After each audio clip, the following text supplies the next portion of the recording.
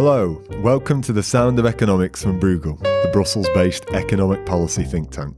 My name is Sean Gibson, I'm Bruegel's press officer, and I'm here with one of our senior fellows, Zsolt Darvas, for another instalment of the Deep Focus series, looking at the key elements of Bruegel's research in conversation with the authors. Hello, Zsolt. Hello.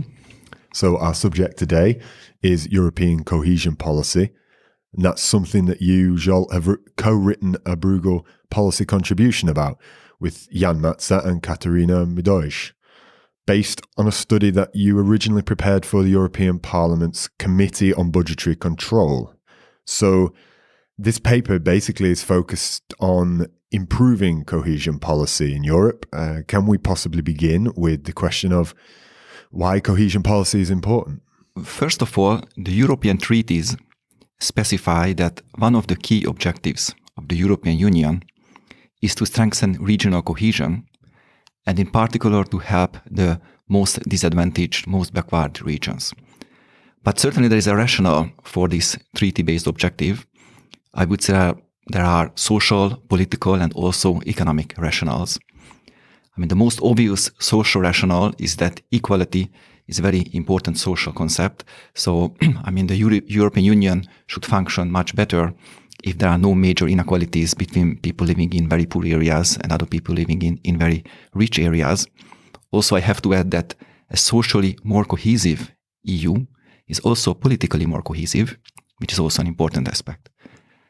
Another political issue is that the enlargement to South and East Europe, in the 1980s to Southern Europe and in the 2000s to Eastern Europe, can also be a kind of political bargain whereby these newer member states, which were less developed, open their markets for investment, trade, capital for Western European countries. And at the same time, Western European countries agreed that labor might migrate from, let's say, from the east to the west. And they also agreed to provide some funding for convergence of these regions. But there are also certainly economic arguments which makes a very strong rationale for a cohesion policy, and that's related to market integration. We can also look at a single country like Germany, France, any large country.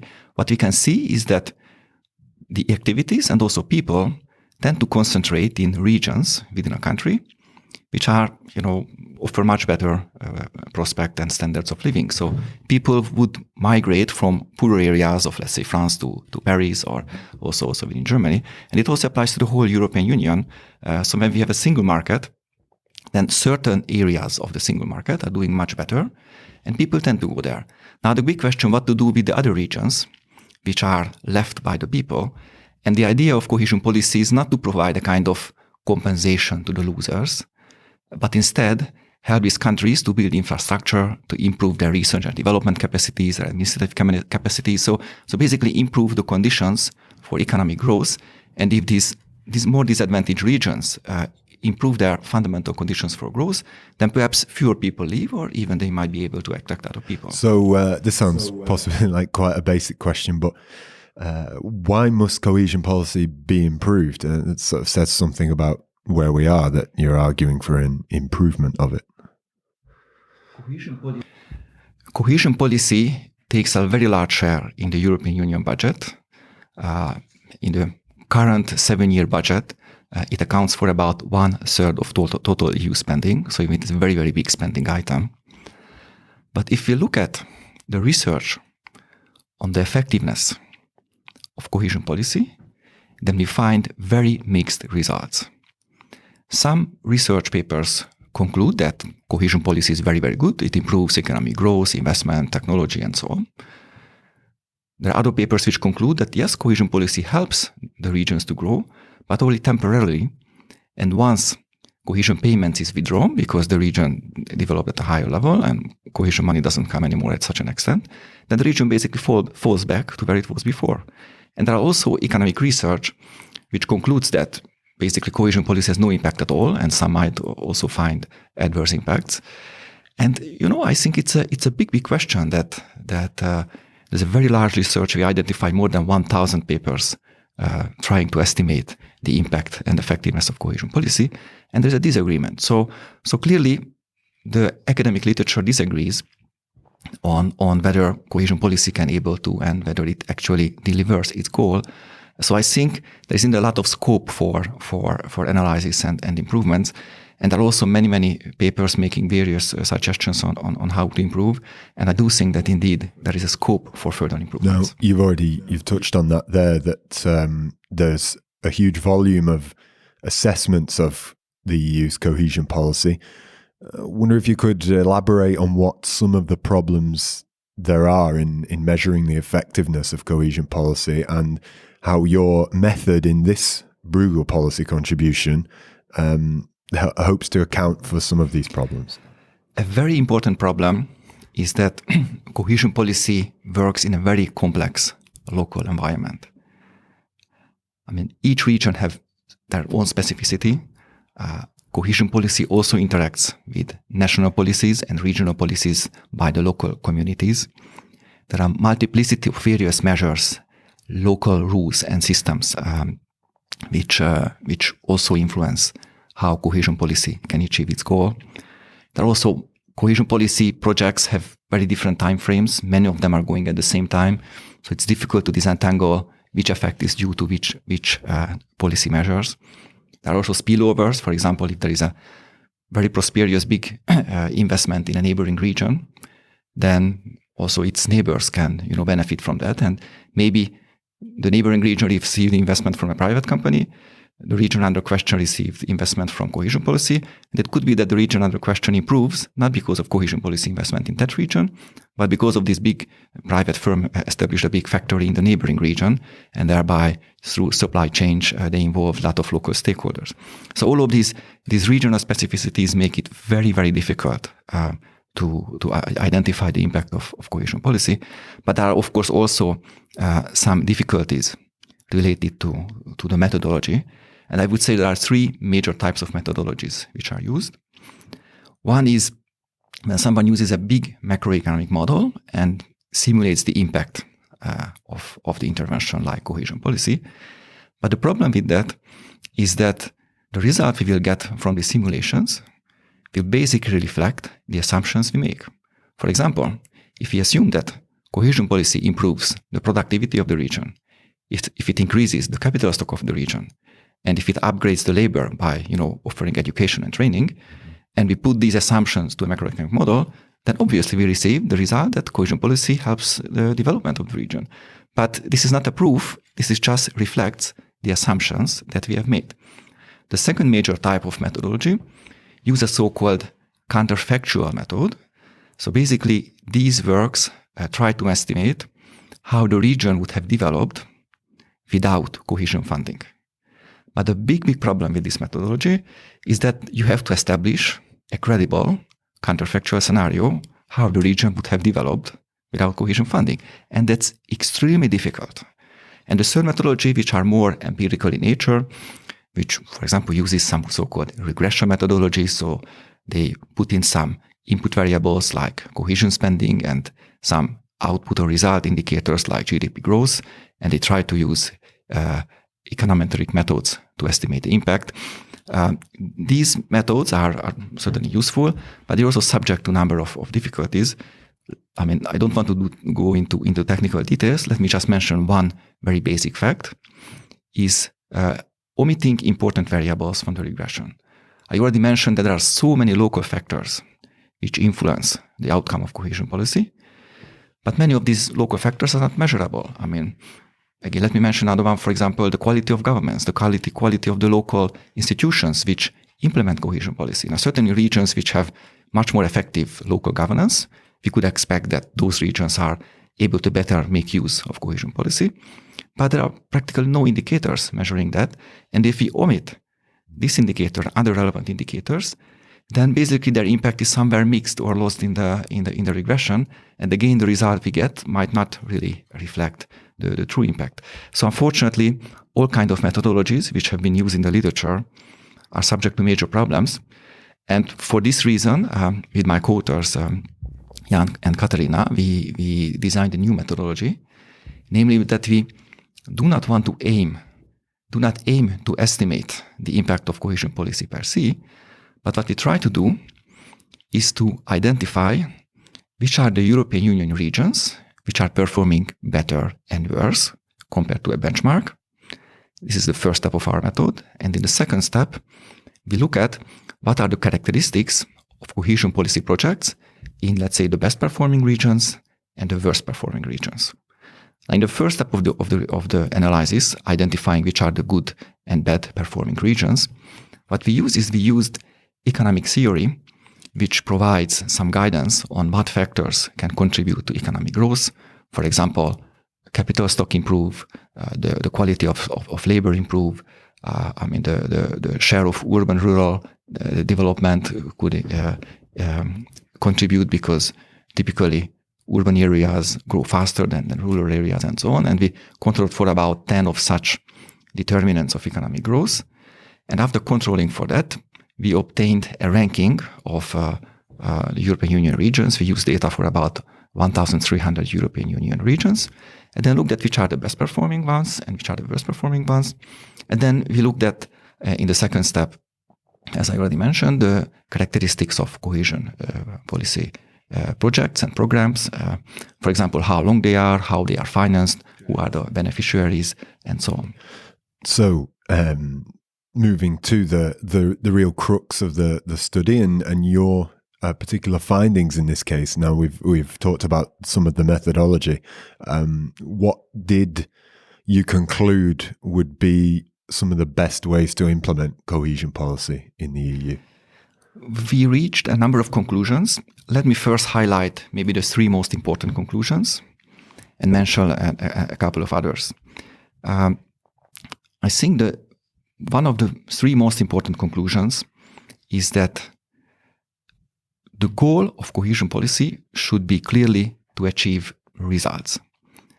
Now, it's very easy to say that because obviously the goal of every policy, not just cohesion policy, but every policy is to reach results. But one of the problems of cohesion policy in the past years was that in order to foster the achievements of results, each programs now are subject to a numerical measurement criteria, where it is called the so-called performance framework, which includes a number of indicators, numerical indicators. And in order to demonstrate that the project has made progress, those numerical indicators have to improve or reach certain targets. Let me give you a few examples. For example, for an infrastructure development project, a key indicator is what is the length of the road built. So you can say that if you build, 200 kilometers of road, then the result is reached. But the problem is that if we measure the results by the length of roads built, then this is certainly a perfect measure for implementation. So if the target was to build 200 kilometers and we build that, we have implemented it. But the problem is that building 200 kilometers of roads doesn't really mean that we address the underlying problem of the region. For example, if the problem was that, people spent too much time on commuting, then if you just build a road, we might not, improve on that because maybe the road is not in the best place for people to use, or the road may be still overcrowded. And it's also possible that the commuting time of people have not really been reduced. Or, for example, another example, we can also calculate very easily the number of schools built. If the goal was to build 15 schools in a certain city, and we build 15 schools, then we can be assured that yes, we have implemented the program. But again, whether building that 15 schools was indeed the main help for the region, that's certainly another question. Maybe the problem of that region is that people are moving away, emigrating. So maybe the problem is the quality of lack of opportunities for parents to find good jobs. And with the schooling system, maybe the problem is a lack of well-qualified teachers. So if you just measure the number of schools built, it's not necessarily ensures that the ultimate objectives or the ultimate goals for which the cohesion policy intervention was made in the first place has been reached. So for these two to achieve that, what is absolutely important and perhaps the most important part of cohesion policy is planning. So regions will have to come up with development plans, and those development plans will have to demonstrate very, very clearly what are the main problems of the regions, what are the problems the region would like to solve, and then derive from that the policy measures and the interventions, whether building road or teaching or training the teachers and so on. So based on this underlying need, they have to derive the concrete steps which will be actually implemented. And this part of the process needs improvement. So this was my first of the three critical issues. The second, which came very clearly from our research, is that regions which had longer duration projects and also which had more focused projects, they done better than regions which had shorter projects and less focused projects. Now, we interpret these results that strategic projects are important, because if you have fewer and longer duration projects, then by definition, they have to be more forward-looking, more strategically planned. So the second key recommendation is that cohesion policy should focus on big and long-term fundamental projects instead of having millions of small minor projects, which are also much more difficult to foresee. And the third major recommendation we make is that interregional projects bring lots of benefits. Under interregional projects, we mean, and not just we, but the general literature means that more than one region participates. It can be more than one region from one country, but also can be regions from different countries. And the research has demonstrated very clearly that those regions which participate in interregional projects tend to perform better than those regions which don't participate. And I mean, so this is the result, empirical result. The rest is our interpretation. And we interpret this result as suggesting that, if more regions work together, then, there's a knowledge exchange. For example, less developed regions or regions which have weaker administrative capacity, they see how more developed regions or regions with better administrative capacity actually work, so they can learn from each other and cooperate with each other. So I think interregional projects are very useful, and they should be explored to a much greater extent in the forthcoming years. And as I said, we have many other recommendations, but maybe I would stop here, because it would take quite some time to list them all. Well, no, thank you for talking us through some of those results, and definitely we've also talked about some of the improvements that have to be targeted, but I guess it's good to also focus, if we can, on what obstacles you might foresee that will prevent us from improving cohesion policy in the coming years. The major issue is political, in my view, because cohesion policy is always planned for the European Union's 7-year budget, which is called multi-annual financial framework. The current one will end in 2020, and the next one will run from 2021 to 2027.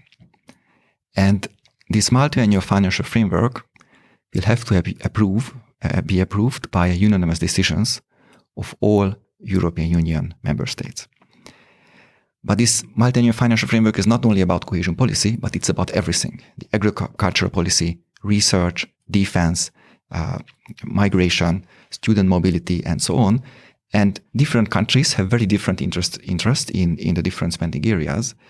And typically what happens is that those countries that are beneficiaries of a particular program, they typically insist that those programs should be kept and try to block changes. And this applies to all spending items of the EU budget, and also applies to the cohesion policy in particular, which, as I said, accounts for about 1/3. So those countries which benefited greatly from cohesion policy, they try to keep both not just the amount unchanged, but also some of the modalities.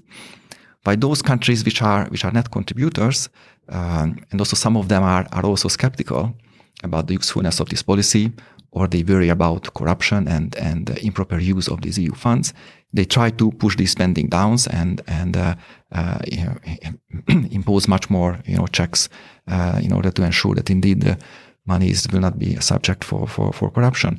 So all of these differences between EU member states will make it very, very difficult to make meaningful changes. Now, some compromise will be reached at the end, I trust, because the EU budget has been always approved, and I believe it will be also approved this time. It's another question when this will happen, but I think at a point in time they will approve. It will be approved. The big question certainly is how much change that will involve compared to the current regulations for cohesion policy. And also after the multi-annual financial framework, including the modalities of the cohesion policy approved, then comes the problems on the ground, namely how member states and regions can manage these EU funds. So basically the national administrative capacity becomes a crucial issue. Another possible obstacle is also relates to the business model of certain companies, because in those areas where a lot of EU money is paid out, then the business model of some companies is basically built on obtaining as much EU fund as possible. So they don't look at what are the good long-term profitable opportunities which would help the region to grow, but they look at now there is a tender, I want to go for it because I will get a lot of EU funding. So as I said, first big challenge is to approve and to within the approval process to try to ensure that cohesion policy will have a better regulation in the next 7 years. But after approved, a lot will depend on how it is implemented locally, and certainly that will determine the success of cohesion policy in the next multi-annual financial framework. Well, that about brings us to the end of the episode. Thanks for joining us for another deep focus, and thank you, Zsolt, for taking me through your work. If you would like to take in some more of Bruegel's work, you can find all of our publications, our blog posts, and our podcast episodes on our website at www.bruegel.org. I hope you'll join us again on The Sound of Economics. Until next time, bye-bye.